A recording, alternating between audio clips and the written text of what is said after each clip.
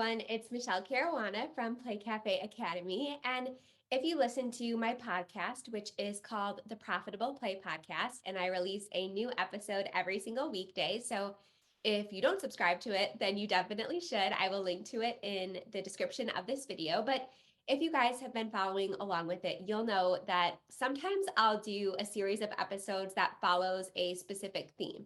So for example, a couple weeks ago, I was talking all about standard operating procedures. Then I was talking about training your staff. And then I did a bunch of episodes about why you need a cafe space and how you can increase cafe sales and afford your equipment and all that good stuff. And what I've been talking about this week and what I'm going to continue talking about for the next several episodes is a topic that I honestly don't address enough on this channel. And that's going to change. And that is memberships. And this is one of those things where honestly 99 out of 100 play spaces have a membership option. So people just kind of check it off as a to-do list item and they say, well, I have a membership option. I'm already doing this. I don't really need to do anything else. And they kind of forget about it. And what I've noticed over the past couple years, and if you watch my yearly trend videos, you'll know that every single year around December or January time, I do an indoor playground business trend video, and I make some predictions about what I think is going to change in the industry, what I think the most popular things are going to be, what's going to be really what works for a lot of owners. And every single year for the past 3 years, I've talked about memberships. And every single year, I've seen my predictions come true. And it is so true. Again, me being behind the scenes of a lot of indoor playgrounds, I'm privy to a lot of things that you guys might not be privy to. And it is so true that those businesses that really make the profit they desire, who have owners that take the owner's compensation they desire, who live the life that they really dreamed of as business owners. And by that, I mean, they're not working 70, 80 hours a week. They're not, having this business be even more restrictive than like a 9-to-5 job, because a lot of us go into business to have more time freedom, spend more time with our family, go on vacations more, travel more.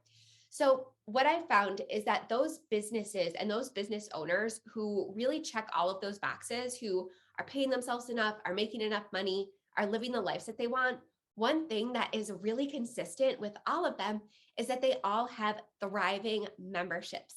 So the biggest mistake that I see a lot of indoor playground owners make is, again, they check it off as a to-do list item and they say, all right, I launched my memberships, and then they don't put enough effort or thought into it. And they really don't make it a priority. And once I noticed this huge correlation between success and memberships, I really started talking about it a lot more in my Playmaker Society group. And it's one of the most common topics we talk about. And like I said, I talk about it a lot on my podcast. And in this video, I'm going to share 10 reasons why you should not just have a membership option in your indoor playground business, but why you should make it a top priority and really prioritize it as a revenue stream and not just one other thing that you offer. Because I get it. When you have 20 different revenue streams, it can be hard to prioritize. So hopefully you will walk away from this video really understanding and feeling convinced of why you should make revenues or why you should make memberships one of your top revenue priorities. But first, I wanted to clarify one thing because I get a lot of questions about this every single year. And that's around the workshop that I promote every single year. And that workshop is by Stu McLaren. So if you listen to my podcast, you'll notice that I talk a lot about this free workshop that is coming up April 21st. Again, if you're watching this video after it's released, then this might be over. The workshop might have concluded. But like I said, Stu McLaren does this workshop every year. But before I get into the 10 reasons you should prioritize membership, I wanted to first talk about why I promote this workshop, why I think you should register for it, and why I even do business with Stu McLaren, how that works out, what that whole process looks like, and things like that. Because again, I get a ton of questions about it. So basically, Stu McLaren is the membership expert. And to be quite honest, he taught me everything I know about launching, growing, scaling a profitable membership business, not just in the brick and mortar indoor playground space, but also with my online courses and my Playmaker Society membership. So not only have I had personal success with this free workshop and also with Stu McLaren's paid membership program. It used to be called Tribe. Now it's called the Membership Experience. But not only have I had amazing personal success, again, even with the free resources that Stu McLaren puts out, I also am not the membership site expert. So while I do consider myself an expert in the indoor play space, Stu just lives, breathes, everything he does is around memberships.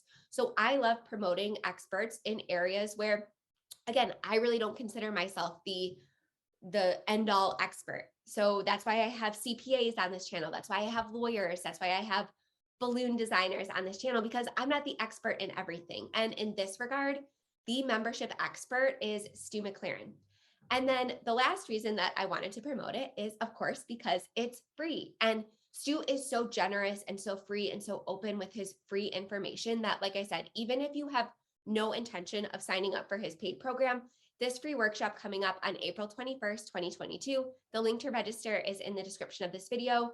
You are going to walk away feeling so energized. I really can't describe Stu's energy. You kind of have to see it. And he's going to be on my podcast in a couple episodes. I am so excited. This is probably my favorite interview that I have ever done in my entire life.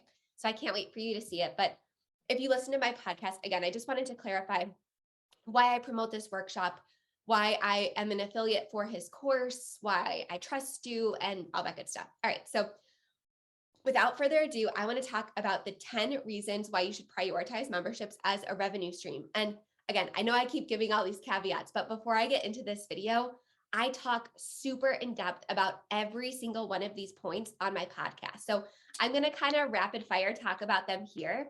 So if you want to dive deeper and you want to learn more about every single one of these reasons and get more specifics and more stories and examples and things like that of people actually doing this in their indoor playground business, because I have a ton of examples, then again, go to my podcast because I do much more in-depth analysis of this there. I'm just going to go through the top reasons. All right. So number one, of course, is going to be recurring revenue. Now, I love recurring revenue in all businesses. I have a ton of it in my online business. And it, like I said, really allows me to pay myself what I deserve and really in line with the effort that I put into my business. And it allows me to work a lot less. I love being able to say, okay, I already know, as I'm flipping my calendar over, I know that in April 22, without doing any additional work other than retaining my members and keeping them happy, I'm going to make $12,000 this month. And just waking up on the first of the month and knowing that and being able to operate my business, knowing that I will cover all of my bills, I'll be taking a paycheck, just knowing that, I can't tell you what that does for your mental state as a business owner. Something that I hear from a lot of indoor playground owners is that every single month, instead of feeling this comfort that they're going to have their bills paid, is they feel this overwhelming sense of dread. Like, okay, my rent is due, my utilities are due, I have to pay my staff, I have all of these supplies that I need to purchase, my coffee machine broke, I have to reinvest in my business. And the first of the month really brings, like I said, all of this dread. And it always feels to them like this uphill battle, like they're scrounging for every sale, especially when they're focusing on lower ticket things like open play passes, coffees. Those $2, $10, $15 sales, they're barely putting a ding in that rent bill or barely putting a ding in their payroll expenses. So it can always feel, like I said, like they're scrounging, like they're hustling and fighting for every sale. And like they're climbing this constant uphill battle. And what recurring revenue has done for the business owners who have truly implemented and prioritized a strategy is it reduces that uphill. It literally allows you to start the month fresh and say, okay, I can dream, I can innovate, I can have space to be creative. I'm not fighting for every sale. I'm not posting 20 times a day on social media just to get people in my door, because again, it is so much easier to retain members. And again, I have an entire episode about member retention on my podcast, and it's something that Stu talks about a lot, but it's so much easier to retain members and maybe just get a few extra members every month to replace the ones that you lose for whatever reason, than to constantly get new people in the door and to constantly fight for new sales. So it just frees up your plate, frees up your mental energy, and you can match up your recurring revenue with your recurring expenses. So one of the things that I did when I was operating my play space is I said, okay, My goal with my recurring revenue with my memberships is I want to be able to pay my rent. So what I did, I took my capacity into consideration and all that stuff. And I said, okay, if I get 100 members at $50 a membership, I'm going to be able to pay my rent without even thinking about it. And as somebody who had to literally scrounge previously to pay my rent, again, I can't tell you how fast my business grew once I was no longer fighting for sales, once I was able to dream and innovate and come up with new revenue streams and actually spend time with my family and recharge. I was a better business owner. I was a better leader. I was a better parent. I was a better spouse. And all of it comes down to relying on this recurring revenue. Because again, 100 times 50 is $5,000. That is about what our rent was. So I always recommend for those big ticket items, those big bills that come every single month, see what matching up that recurring revenue can do to those recurring expenses, and just ask yourself, like, how would it feel to wake up the first of every month knowing that you're going to be able to write that rent check? It's not going to bounce. It's not going to be late without having to do any additional work.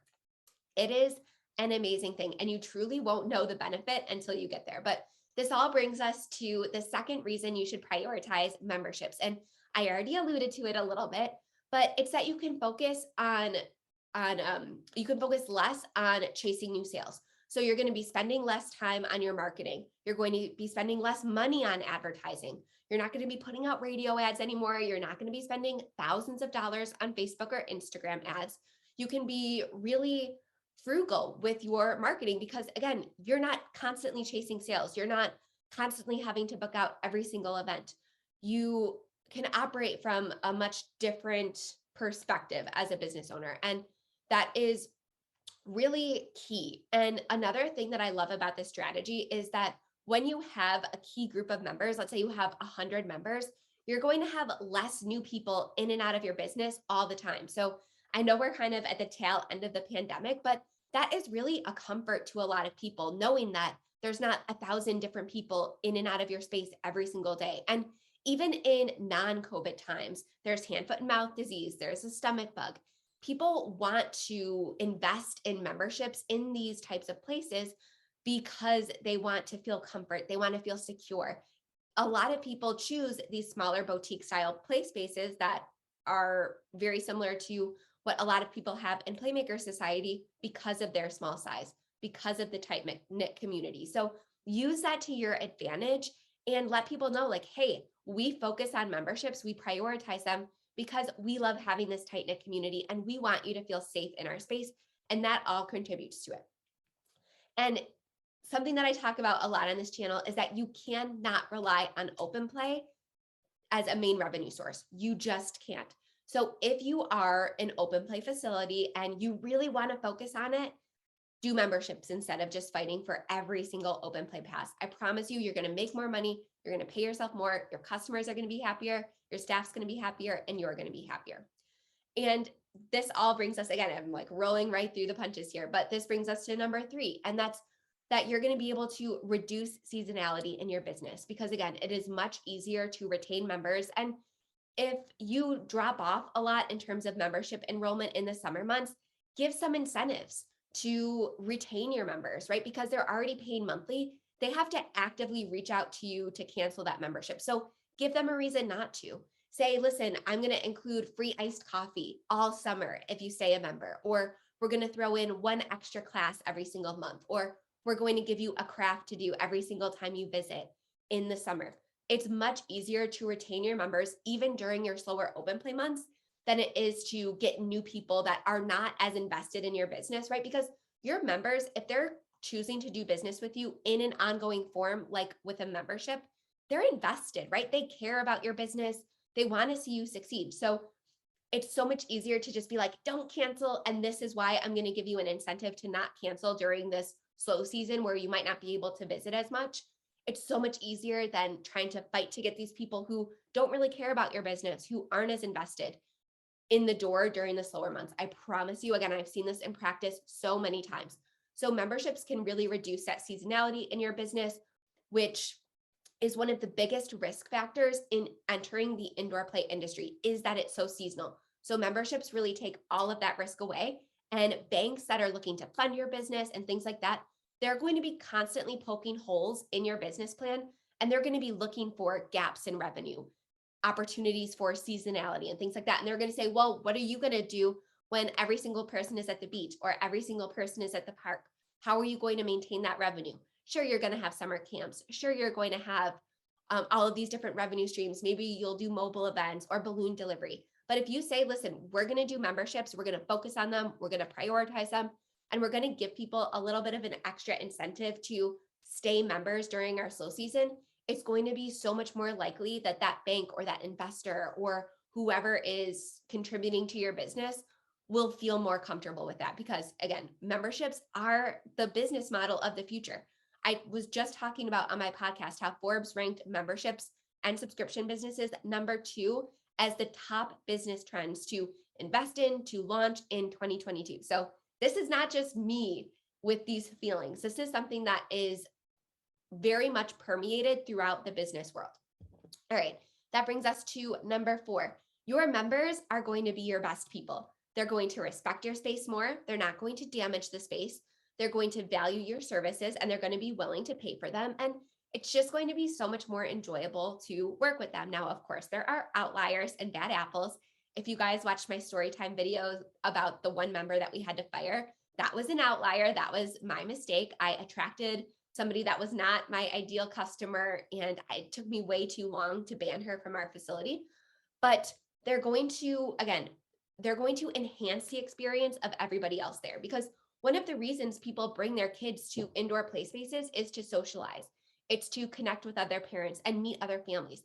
If you have people constantly coming in who are not a good match for your business, whose kids maybe don't appreciate the style of play you offer, whose kids are maybe a little bit too old or too young to enjoy the space, or again, it's just not a good fit for whatever reason.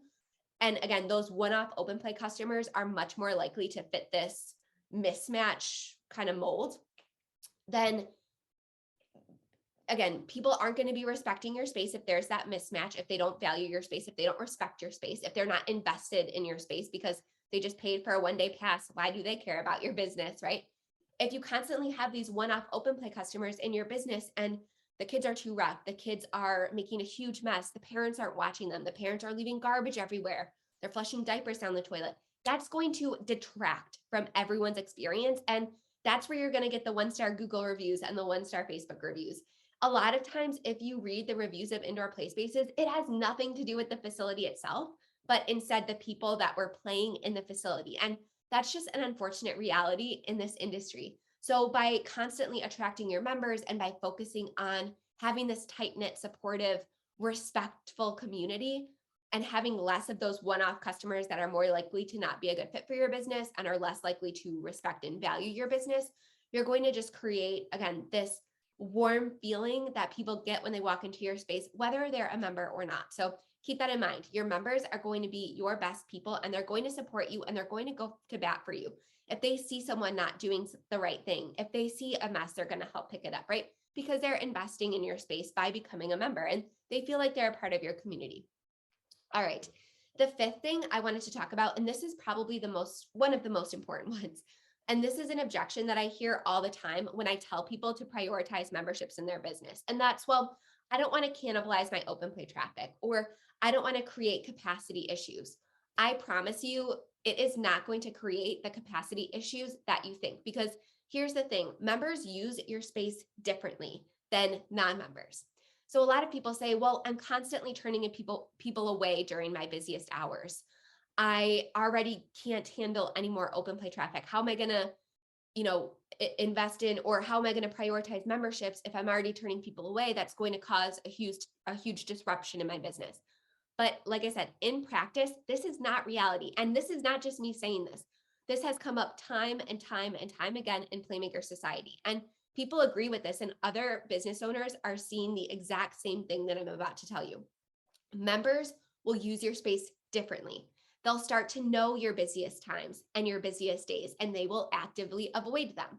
So for example, if you're busiest between 10 a.m. and 12 p.m., members will start to recognize that, and they will not come during those busy hours. They'll plan their entire day and their entire schedule around coming during your afternoon hours when you're already paying your staff, you're already open anyways, and you're not going to have as many open play customers. So again, they're going to learn the days and times you're busiest, and they will actively avoid them. And like I said, they will be a lot more respectful of your space and all of that good stuff. So it's not going to create those capacity issues that I mentioned. And one other thing that I wanted to mention is that members also don't stay as long because they're not paying a day rate. I found that for open play customers, if they're paying $15, they're going to stay for hours because they want to get the most out of their money, and rightfully so.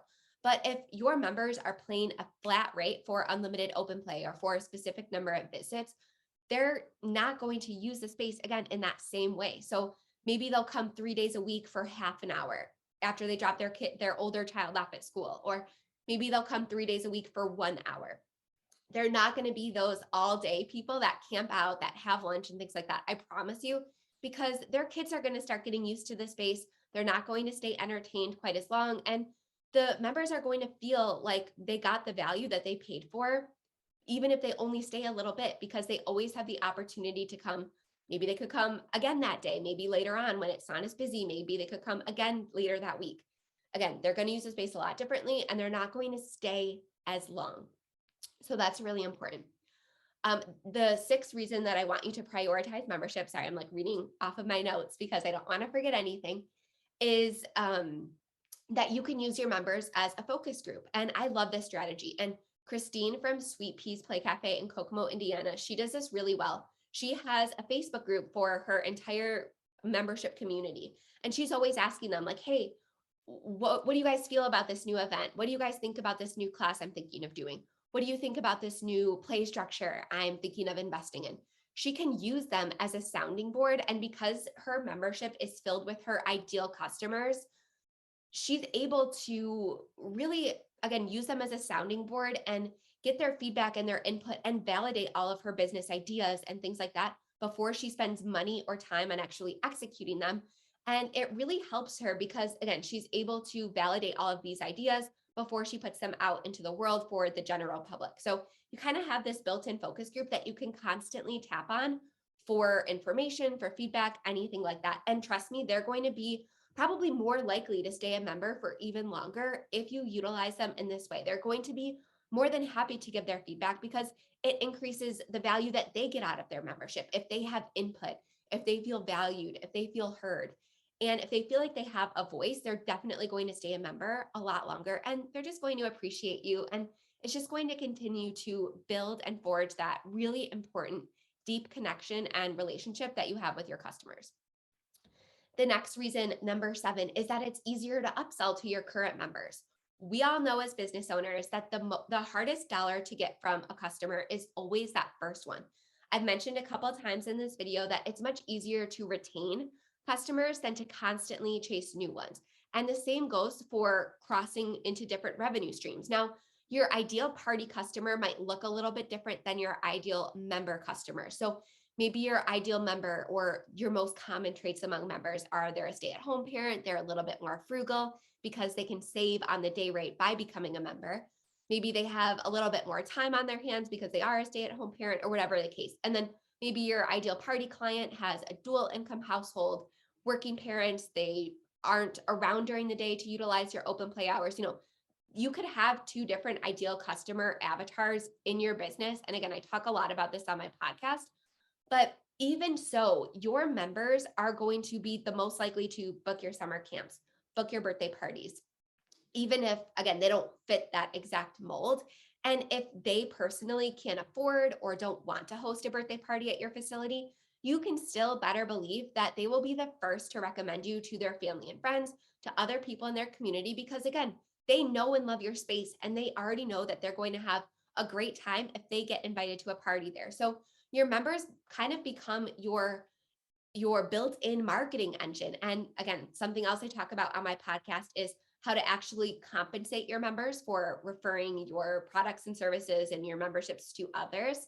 I'm not going to get into that too much in this video, but they are going to promote your products and services whether or not you ask them to. They're going to be constantly tagging your business in moms groups.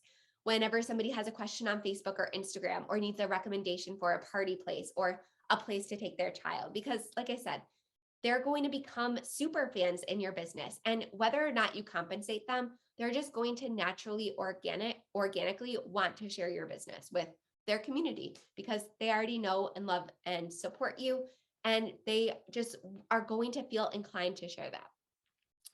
All right, number 8, we are on now, of reasons why you should prioritize memberships, is that your membership revenue does not stop at your membership fee. And this is another thing that I've seen in practice, and pretty much everybody in Playmaker Society who prioritizes memberships and has other streams of revenue has agreed with as well. And that's that members are most likely to purchase cafe items. They're more likely to splurge on snacks because when they come in, there's no transaction. They're not paying a nominal fee to attend that day because they're just getting auto billed monthly, right? So they're going to feel much more justified in purchasing that latte or purchasing that snack or purchasing that retail item. And again, I'm not going to go into too much detail on this because you just have to take my word for it that, again, I've seen this in practice, and everybody else in Playmaker Society really agrees that members are the ones who are more likely to purchase all of your different revenue streams when they visit for a bunch of different reasons. And one other thing that I wanted to mention is that just the reality of the situation is that members might get a little bored, or their kids might get a little bored with your space. So of course you can keep toys fresh and you can rotate them and you can constantly have different things or different crafts or something like that. But they're also going to be most likely to bring friends because that's one easy way for them to have their child experience the space in a little bit of a different way, or just change up their visit, right, from the norm. So because I know that, when I bring my sister's kids with me to a place, my kids play differently. They have a different experience because their cousins are a little bit older. Whereas if I bring my brother's kids, who are, well, he has one kid. If I bring my brother's son with us, it's a completely different experience for them because he's an infant. So they kind of crawl around with him and watch him, climb on things.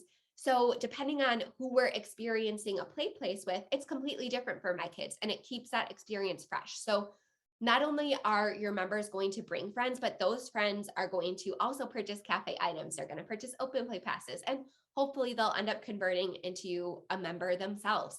So again, not only are your members a great source of marketing, but they're also a great source of direct revenue outside of that recurring membership fee, which a lot of people forget about.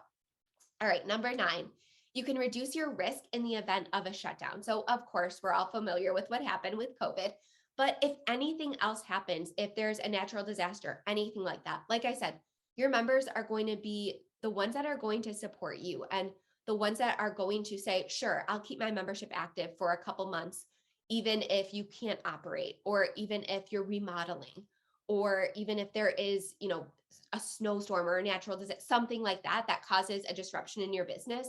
Again, you can very easily incentivize them to keep their memberships active. I saw a lot of places do this during COVID. Say, hey, can you just keep your membership active for 3 months, even though we can't open?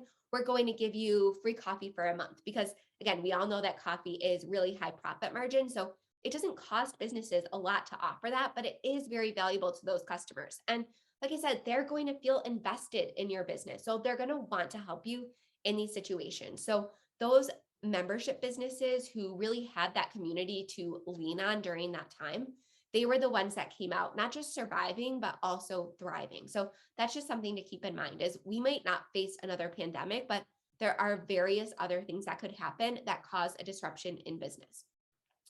And then the last thing that I wanted to mention, and this is probably the most important one, and the one that most people don't think about, and that's that memberships make your business so much easier to sell and so much more attractive to potential buyers. And you can command a much higher price for your business if you can say, listen, I have 150 members, my churn rate is 2%.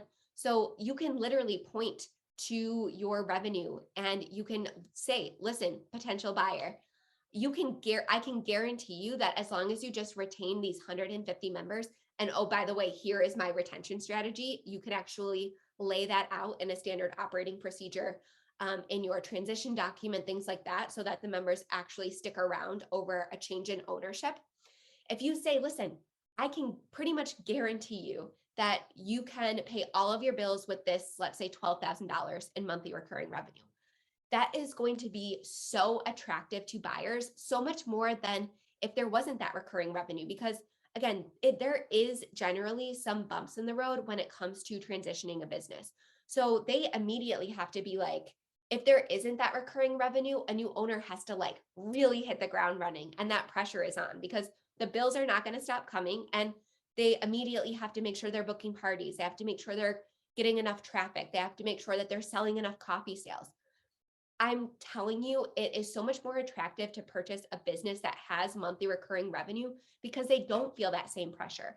They can ease into the business a little bit more, knowing that their bills are going to be paid, knowing that they have that wiggle room so that, again, if there is a bump in the road or if they do see a dip in traffic or dip in parties, they're still going to be able to survive. So, like I said, not only is it going to be so much easier to sell your business because indoor playgrounds are one of the most difficult businesses to sell because people don't keep their books up to date, people don't keep accurate books, people don't make enough of a profit, and people don't have enough monthly recurring revenue.